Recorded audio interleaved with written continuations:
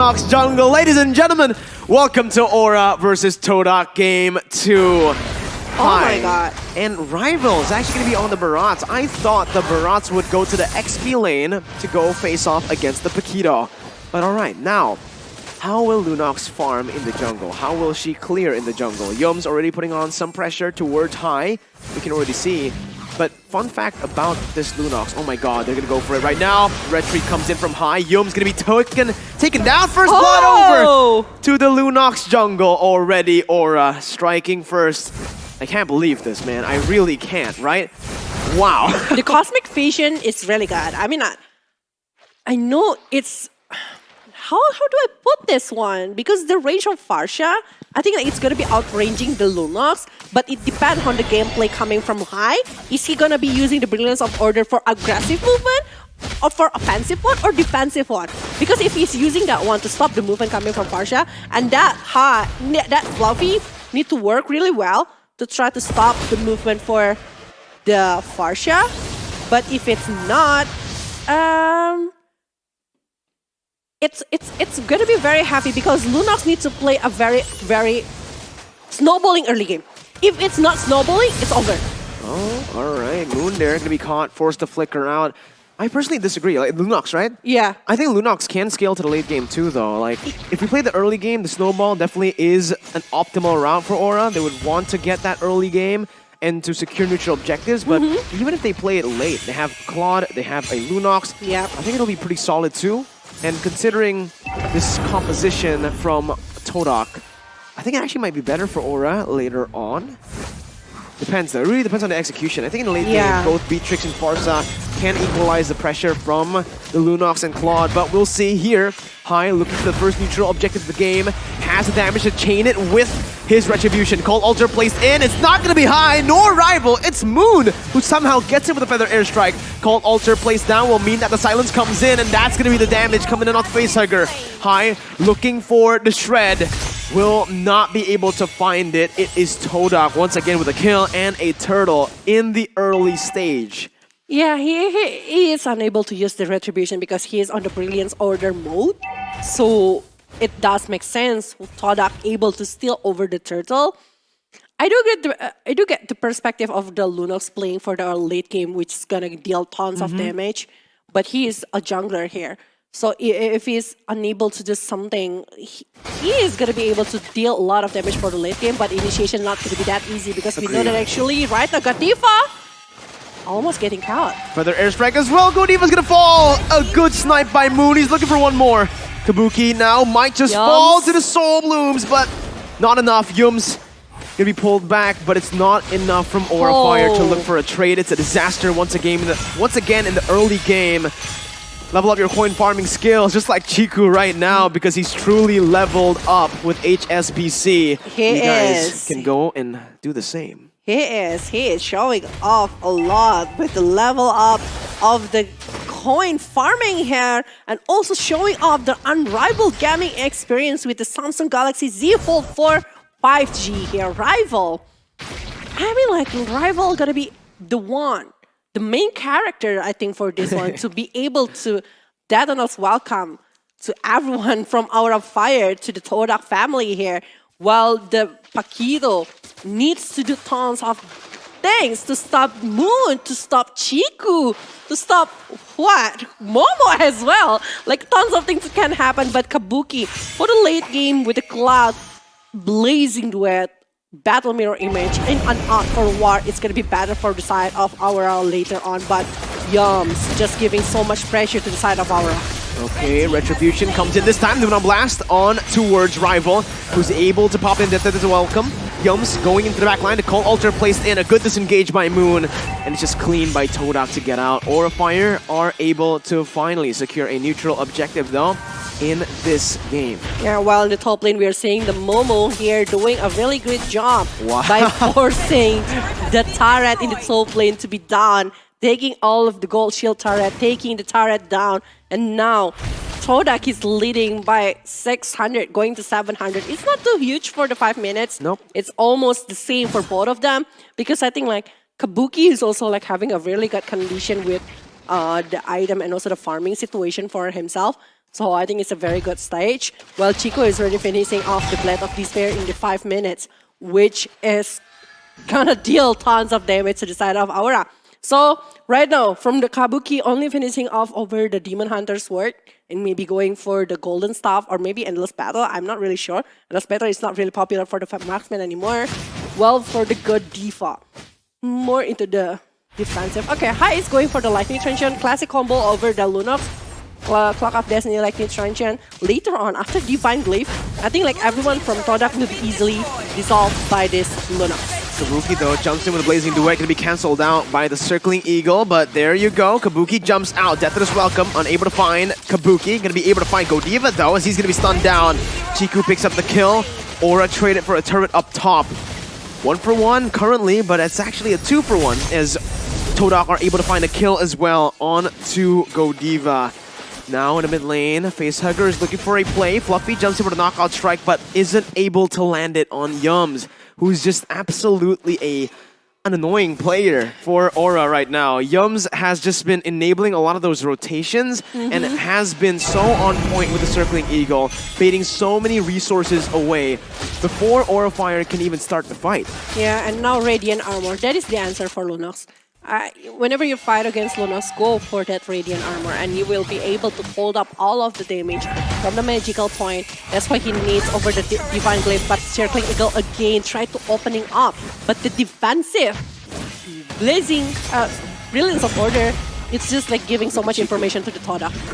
Chiku, though, he's waiting in the mid there. In the bush, Facehugger jumping in, bringing Moon back, but it's not going to transcend to the wall right now. Highly for the Retribution, Rival gets it. The Moon Blast is massive, but look at Kabuki. Onto that backline with the Blazing Duet. Fluffy comes in, picks up a kill, but it's going to be traded in. Facehugger taken down. Godiva's next on the chopping block as Fluffy is doing the same into TODAK's backline. Force the flicker out. That's another flicker by Yums. Try to chase Fluffy down.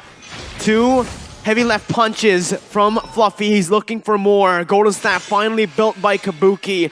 And this time, TODAK are still able to walk out with the neutral objective. Yeah, but they are getting the second turtle. It means so much for the side of TODAK. Now, trying to lead up again for the gold, but the gold, it's almost the same for both of them. And Fluffy is doing a really great job to stop the movement from some of the players from TODAK. But I think like the energized movement coming from the winner here is just gonna determine a lot. Every day your way here by Omni, by FWD. Don't forget to download it now to the App Store and also Google Play right now. What Hai finishing off the Lightning Transient. One more item to try to bully the side of TODAK. Oh my god, Hai so low. My god, that render shot. If it was the pre-nerf Beatrix, it would have been in range, right? Man, Hai, you're right. If we do get to the late stage, it is going to be good for the Lunox, but currently TODAK will have a little bit more control. Thing is though, I think Aura Fire are completely fine with going even like this. Even though TODAK have been able to get a few neutral objectives, the turrets have been falling towards Aura. Kabuki with the Battle Mirror image backing off. Circling Eagle from Yums over to Fluffy, and the airstrike comes in, but Lumina Blast cancels it out. Here's the dive attempt. Fluffy finds the kill onto Moon. That's the Blazing Duet, melting Rival down, and look at Yums trying to disrupt Chiku in the bush with the Nibiru's Passion. Goes in for the damage. Godiva stuns him up. Hai getting out. Chiku still kiting away as the kill will be picked up. That's going to be Momo massive. Looking for the decimation one more time. Hai getting out. Look at that. It's a good disengage. Facehugger flickers out. Momo! Oh my god, Momo! Almost gets a triple onto Hai. It's just a double in the end. Fluffy finds another. It's a wipe out unofficial because Moon spawns in, but it's a 5-4-2 in the end. 5-4-2 and almost getting everyone down. Momo, if he's using the decimate at that moment, it's triple kill for sure in the bottom lane. That is so crazy. Hai was using the Darkening Chaos, but the damage was split out into the neutral jungle right there. That's why the damage to the Martis, to the Momo, is being held up for a quiet moment, but oh, Blazing Duet! Rival still able to get out with the help of the Guiding Wind, but look at Fluffy, absolute menace, jumps in to finish it off. Lord slain by Aura as well as they back off. A good game this time around as they've waited for that power spike. It's now a 4,000 gold lead over to the Indonesian Dragons. Oh my god, God Diva, such a really good opening with the play his way, play your way, the Aurora collection. Biology Tech G, he's using a really good Numenon Blast to open up the movement for Aura Fire. And the Blazing Duet, the follow-up damage is just there coming from Aura. They are able to put a lot of damage to the TODAK, and the targeting was nice. I mean, like, they are focusing into the Beatrix to the Chiku, so Chiku needs to get back really fast, and Moon, when he gets shut down, it's hard. They need the resource from Moon. They need the damage from Moon. They need the control over the area here. The high ground movement even from TODAK coming from Moon itself. So focusing over that one is just so huge. That's the front line. Take it so low. High jumps into the chaos and look again. And the Numenon Blast is able to find Moon. Kabuki with the Blazing Duet, forcing the flicker out. Chico with nature. Last second though, will not be able to get that good impact. Forced to back off. Bennett now popped in. Lord cleared out, but the base turret was taken down. 11 minutes in. They're looking for more. Brilliance. Gonna be popped by High to back off. Fluffy looking for the re-engage, who's 2 levels ahead of Momo. But in the end, Aura will just choose to back off. Kabuki will not go for anything too crazy now. It's just a 6,000 gold lead over to Aura. Oh my god, God Diva, God Diva, God Diva. Everyone will be chasing for God Diva right now because he is the troublemaker from Aura's side. They are able to stop a lot of movement, especially from the Moon. But back again, Numenon Blast will not hit anyone, but at least put away the pressure towards TODAK. They need to back off, and it's another 80 seconds before another Lord come in. But God Diva right now will be the one that is chased down. Oh, nice brilliance there, canceling out the Detonus welcome as Fluffy's coming in for the flank now. Rival is going to be brought back, but no, the knockout strike only connects onto Yums. Good positioning by Moon and Chiku as Facehugger's looking for the play. Has the flicker, jumps in, Yums flickers out as well. Rival is going to fall, though the guiding wind by Yums. Absolutely brilliant to help Rival back off. Momo getting shredded down by Kabuki and High. Now you really understand the power of Claude and Lunox. They just shred through your frontliners like it's nothing. Oh my god. Oh my god. This is Facehugger just like trying to pull back every player from TODAK.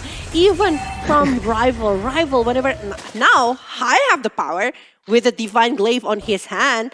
Despite he's only having like 4 totals right now over the kill participation, but he is gonna be dealing tons of damage with the Divine Glaive on his hand. But yeah, Fluffy, again, the distraction that he's giving to the side of TODAK, just so much to handle. And again, I'm just gonna be saying my eyes will be on glued into the God Diva because whenever he tried to make something, whenever he is doing the movement, everyone is just like being pinned down away from TODAK's side. Let's see, Lord already taken down to half HP now. Aura Fire wants to look for it. Moon is vulnerable, but they're gonna go for it. Chiku look for the steal, but it's gonna be High with Retribution. Chiku now caught off position. The guiding wind is gonna be there from Yums. Chiku taken low, Fluffy cutting the rotation, Chiku flickering out, a good move by Chiku. But look at Aura, they smell blood in the air. Chiku gonna be forced to back up, but Numenon Blast catches 2. Kabuki is massive on the Blazing Duet to the back line, dealing so much. Chiku falls, everyone falls. Fluffy again, zoning Momo and Yums. It looks as if Aura have done it in this game, but with the help of Moon, they can certainly still defend. They are still going to be able to defend, but how about the Lord that is marching down with tons of minion, and the Fluffy distraction happens again and again. It's 3 heroes fighting with 5+1 Lord from the side of Aura Fire. Will they be able to hold it up, able to hold all of the damage because everyone is pushing to the base? Look at them, Aura Fire here in game number 2 are able to equalize. Just like yesterday, 1-1. Aura versus TODAK. We're going again for a full 3 games. For today's match. Crazy, crazy, crazy. Again, Tazad with a really good drop here, but oh my god, I cannot stop my eyes from the God Diva's movement. It's just like so crazy how he's stopping everyone. All the Numenon Blast is just like having 2 or 3 members from the side of TODAK, and they are unable to do something. Moon, whenever